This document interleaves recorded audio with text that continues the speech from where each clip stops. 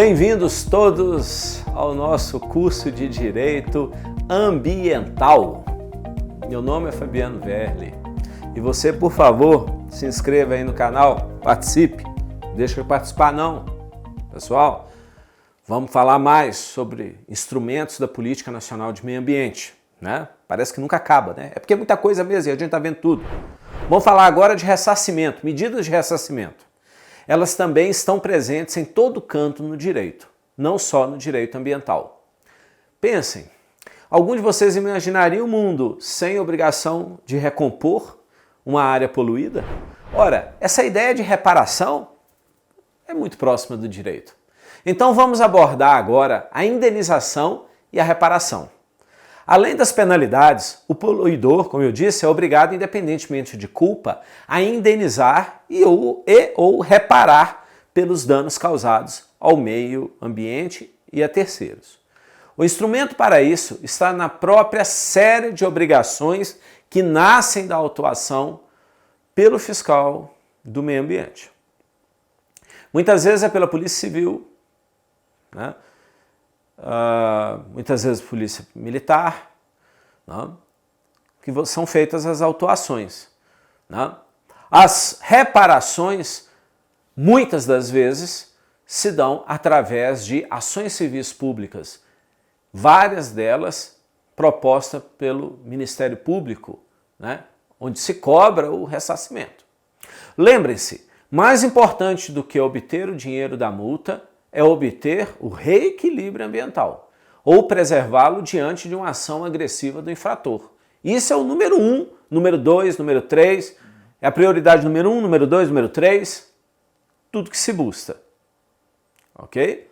A indenização fica, dinheiro, multa, punição, tudo isso fica em segundo plano. Como todos sabemos, é um caso de responsabilidade administrativa ambiental. Nesse ponto, direito administrativo e direito ambiental se interpenetram. O dano ambiental causado por ação humana tem um nome, qual é? Poluição.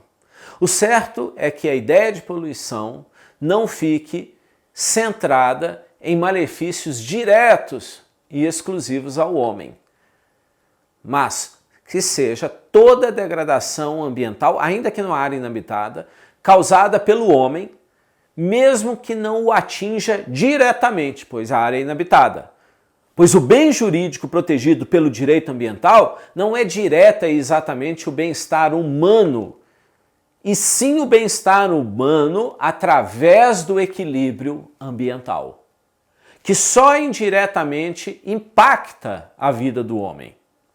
Por isso tudo, veremos no tempo próprio o princípio do poluidor-pagador, que é fundamental, pois ele precifica os custos ambientais, evitando o que a gente chama de externalidades, que são pagas, essas externalidades, pela população em geral, em benefício de alguns poucos. Externalidade é o seguinte, né?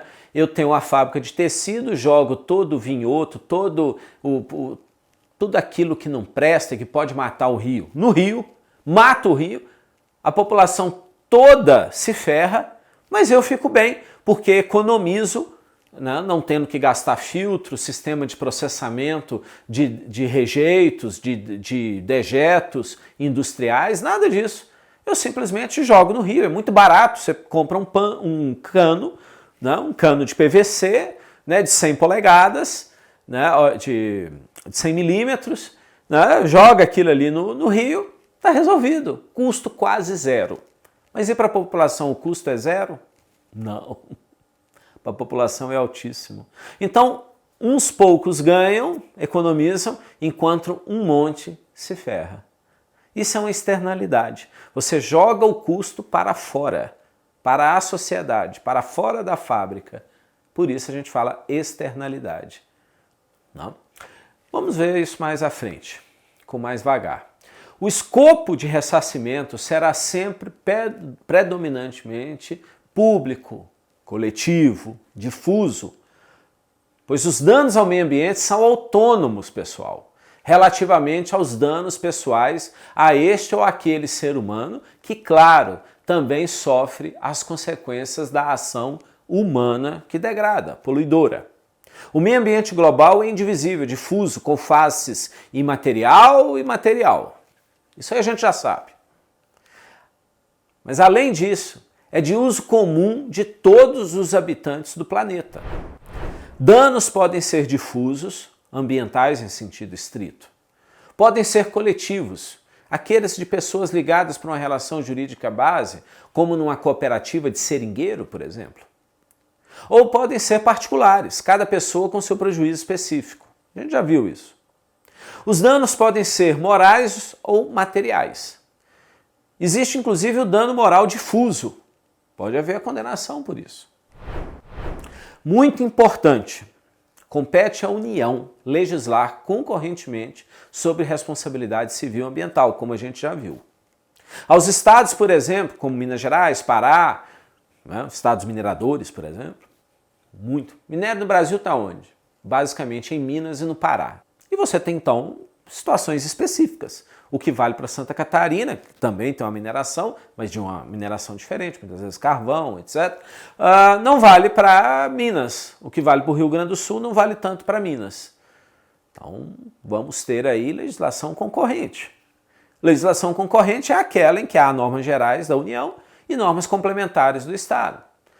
A Minas ou ao Pará, por exemplo, cabe até estabelecer alguns detalhes típicos para a legislação de interesse local, inclusive presunções e ficções jurídicas adequadas, né, ao que é comum de acontecer só ali, ou mais frequentemente ali, naquela região específica. Outra coisa é que a responsabilidade não necessita de culpa, não, viu?